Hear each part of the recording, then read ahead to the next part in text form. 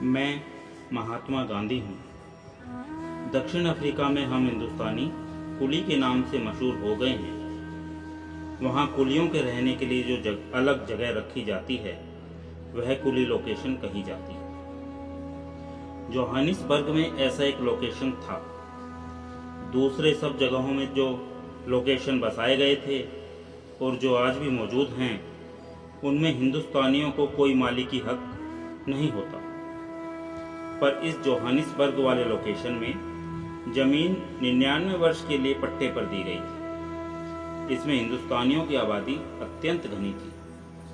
बस्ती बढ़ती थी पर लोकेशन बढ़ नहीं सकता था। उसके पखाने जैसे तैसे साफ अवश्य होते थे, पर इसके सिवा म्यूनिसिपैलिटी की ओर से और कोई विशेष देखरेख नहीं होती थी। वहाँ सड़क या रोशनी की व्यवस्था तो होती ही कैसे। इस प्रकार जहाँ लोगों के शौचादि से संबंध रखने वाली व्यवस्था की भी किसी को चिंता न थी, वहाँ सफाई भला कैसे होती। जो हिंदुस्तानी वहाँ बसे हुए थे वे शहर की सफाई और आरोग्य इत्यादि के नियम जानने वाले सुशिक्षित और आदर्श हिंदुस्तानी नहीं थे कि उन्हें म्यूनिसिपैलिटी की मदद की अथवा उनके रहन सहन पर म्यूनिसिपैलिटी की देखरेख की आवश्यकता न हो। यदि वहाँ जंगल में मंगल कर सकने वाले, धूल में से धान पैदा करने की शक्ति वाले हिंदुस्तानी जाकर बसे होते तो उनका इतिहास सर्वथा भिन्न होता। ऐसे लोग बड़ी संख्या में दुनिया के किसी भी भाग में परदेश जाकर बसते पाए नहीं जाते। साधारणतः लोग धन और धंधे के लिए परदेश जाते हैं, पर हिंदुस्तान से मुख्यतः बड़ी संख्या में अपढ़, गरीब और दीन दुखी मजदूर ही गए थे। उन्हें तो पग पग पर रक्षा की आवश्यकता थी। उनके पीछे पीछे व्यापारी और दूसरे स्वतंत्र हिंदुस्तानी जो गए वे तो मुट्ठी भर ही थे। इस प्रकार सफाई की रक्षा करने वाले विभाग की अक्षम्य असावधानी के कारण और हिंदुस्तानी बाशिंदों के अज्ञान के कारण आरोग्य की दृष्टि से लोकेशन की स्थिति बेशक खराब थी। म्यूनिसिपैलिटी ने उसे सुधारने की थोड़ी भी उचित कोशिश नहीं की, परंतु अपने ही दोष से उत्पन्न हुई खराबी को निमित्त बताकर सफाई विभाग ने उक्त लोकेशन को नष्ट करने का निश्चय किया और उस जमीन पर कब्जा करने का अधिकार वहां की धारा सभा से प्राप्त किया। जिस समय जोहानिसबर्ग में जाकर बसा था उस समय वहां की हालात ऐसी थी। वहां रहने वाले अपनी जमीन के मालिक थे, इसलिए उनको कुछ न कुछ नुकसानी देना जरूरी था। नुकसानी की रकम निश्चित करने के लिए एक खास अदालत कायम हुई थी। म्यूनिसिपैलिटी जो रकम देने को तैयार हो उसे मकान मालिक स्वीकार न करता तो उक्त अदालत द्वारा ठहराई हुई रकम उसे मिलती थी। यदि म्यूनिसिपैलिटी द्वारा सूचित रकम से अधिक रकम देने का निश्चय अदालत करती तो मकान मालिक के वकील का खर्च नियम के अनुसार म्यूनिसिपैलिटी को चुकाना होता था। इनमें से अधिकांश दावों में मकान मालिकों ने मुझे अपना वकील किया था। मुझे इस काम से धन पैदा करने की इच्छा नहीं थी।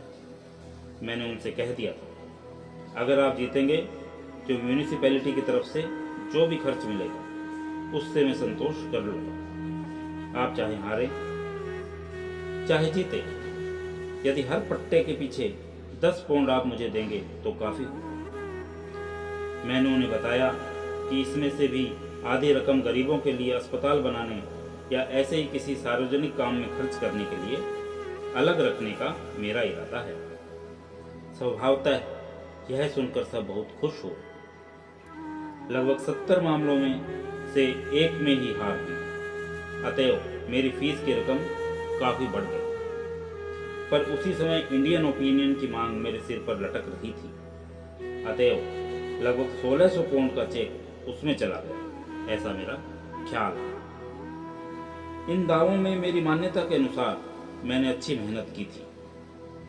मुवक्किलों की तो मेरे पास भीड़ ही लगी रहती थी। इनमें से प्राय सभी उत्तर हिंदुस्तान के बिहार इत्यादि प्रदेशों से और दक्षिण के तमिल तेलुगु प्रदेशों से पहले इकरारनामे के अनुसार आए थे और बाद में मुक्त होने पर स्वतंत्र धंधा करने लगे थे। इन लोगों ने अपने खास दुखों को मिटाने के लिए स्वतंत्र हिंदुस्तानी व्यापारी वर्ग के मंडल से भिन्न एक मंडल की रचना की थी। उनमें कुछ बहुत शुद्ध हृदय के, उदार भावना वाले और चरित्रवान हिंदुस्तानी भी थे। उनके मुखिया का नाम श्री जयराम सिंह था और मुखिया ने होते हुए भी मुखिया जैसे ही दूसरे भाई का नाम श्री बद्री था। दोनों का देहांत हो चुका है। दोनों की तरफ से मुझे बहुत अधिक सहायता मिली थी। श्री बद्री से मेरा बहुत अधिक परिचय हो गया था और उन्होंने सत्याग्रह में सबसे आगे रहकर हिस्सा लिया था। इन और ऐसे अन्य भाइयों के द्वारा मैं उत्तर दक्षिण के बहुसंख्यक हिंदुस्तानियों के निकट परिचय में आया था और उनका वकील ही नहीं बल्कि भाई बनकर रहा था तथा उनके तीनों प्रकार के दुखों में उनका साझी बना था। सेठ अब्दुल्ला ने मुझे गांधी नाम से पहचानने से इनकार कर दिया। साहब तो मुझे कहता और मानता ही कौन। उन्होंने एक अतिशय प्रिय नाम खोज लिया। वे मुझे भाई कहकर पुकारने लगे। दक्षिण अफ्रीका में अंत तक मेरा यही नाम रहा। लेकिन जब ये गिरमिट मुक्त हिंदुस्तानी मुझे भाई कहकर पुकारते थे तब मुझे उसमें खास मिठास का अनुभव होता। म्यूनिसिपैलिटी ने इस लोकेशन का मालिकी पट्टा लेने के बाद तुरंत ही वहां रहने वाले हिंदुस्तानियों को हटाया नहीं था। उन्हें दूसरी अनुकूल जगह देना तो जरूरी था ही। म्यूनिसिपैलिटी ने यह जगह निश्चित नहीं की थी, इसलिए हिंदुस्तानी लोग उसी गंदे लोकेशन में रहे। लेकिन दो परिवर्तन हुए। हिंदुस्तानी लोग मालिक ने रहकर म्यूनिसिपल विभाग के किराएदार बने और लोकेशन की गंदगी बढ़ी। पहले जब हिंदुस्तानियों का मालिकी हक माना जाता था उस समय वे इच्छा से नहीं तो डर के मारे ही कुछ न कुछ सफाई रखते थे। अब म्यूनिसिपैलिटी को भला किसका डर था। मकानों में किराएदार बढ़े और उसके साथ गंदगी तथा अव्यवस्था भी बढ़ी। इस तरह चल रहा था। हिंदुस्तानियों के दिलों में इसके कारण बेचैनी थी। इतने में अचानक भयंकर महामारी फूट निकली। यह महामारी प्राणघातक थी। यह फेफड़ों की महामारी थी। गांठ वाली महामारी की तुलना में यह अधिक भयंकर मानी जाती थी। सौभाग्य से महामारी का कारण यह लोकेशन नहीं था। उसका कारण जोहानिसबर्ग के आसपास की अनेक सोने की खानों में से एक खान थी। वहां मुख्य रूप से हबशी काम करते थे। उनकी स्वच्छता की जिम्मेदारी केवल गोरे मालिकों के सिर थी।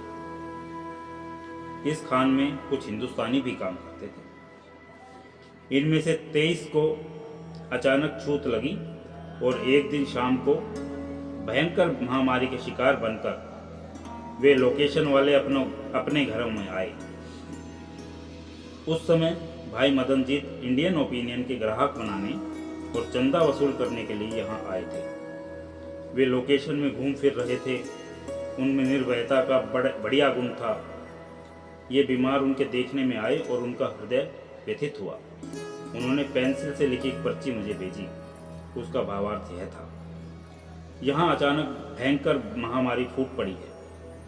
आपको तुरंत आकर कुछ करना चाहिए, नहीं तो परिणाम भयंकर होगा। तुरंत आइए। मदनजीत ने खाली पड़े हुए मकान का ताला निडरतापूर्वक तोड़कर उस पर कब्जा कर लिया और उसमें इन बीमारों को रख दिया। मैं अपनी साइकिल पर लोकेशन पहुंचा। वहां से टाउन क्लर्क को सब जानकारी भेजी और यह सूचित किया कि जिन परिस्थितियों में मकान पर कब्जा किया गया था, डॉक्टर विलियम गॉडफ्रे जोहानिसबर्ग में डॉक्टरी करते थे।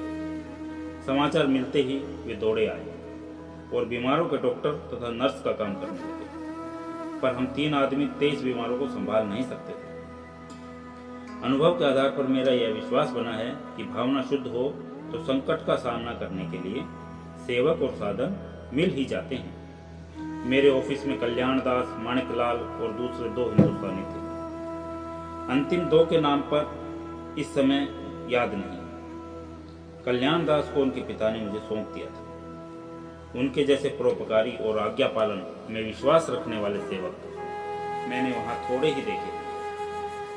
सौभाग्य से कल्याण दास उस समय ब्रह्मचारी थे, इसलिए उन्हें चाहे जैसा जोखिम का काम सौंपने में मैंने कभी संकोच नहीं किया। दूसरे माणिक लाल मुझे जोहानिसबर्ग में मिल गए थे। मेरा ख्याल है कि वे भी कुंवारे थे। मैंने अपने इन चारों मुहर्रिरों, साथियों अथवा पुत्रों, कुछ भी कह लीजिए, को होमने का निश्चय किया। कल्याण दास को तो पूछना ही क्या था, दूसरे तीन भी पूछते ही तैयार हो गए। जहां आप वहां हम, यह उनका छोटा और मीठा जवाब था। मिस्टर रिच का परिवार बड़ा था। वे स्वयं तो इस काम में कूद पड़ने को तैयार थे, पर मैंने उन्हें नहीं रोका। मैं उन्हें संकट में डालने के लिए बिल्कुल तैयार न था। ऐसा करने की मुझ में हिम्मत न थी, पर उन्होंने बाहर का सब काम किया। शुश्रूषा की वह रात भयानक थी। मैंने बहुत से बीमारों की सेवा शुश्रूषा की थी, पर प्लेग के बीमारों की सेवा शुश्रूषा करने का अवसर मुझे कभी नहीं मिला था। डॉक्टर गॉडफ्रे की हिम्मत ने हमें निडर बना दिया था। बीमारों की विशेष सेवा चाकरी कर सकने जैसी स्थिति नहीं थी। उन्हें दवा देना, डांडस बनाना, पानी पिलाना और उनका मल मूत्र आदि साफ करना, इसके सिवा विशेष करने को कुछ था ही नहीं। चारों नौजवानों की तन तोड़ मेहनत और निडरता देखकर मेरे हर्ष की सीमा न रही। डॉक्टर गॉडफ्रे की हिम्मत समझ में आ सकती है, मदनजीत की भी समझी जा सकती है, पर इन नौजवानों की हिम्मत का क्या। रात जैसे तैसे बीती। जहाँ तक मुझे याद है, उस रात हमने किसी बीमार को नहीं खोया, पर यह प्रसंग जितना करुणाजनक है, उतना ही रसपूर्ण और मेरी दृष्टि से धार्मिक भी है। अतएव इसके लिए अभी दूसरे दो प्रकरणों की जरूरत तो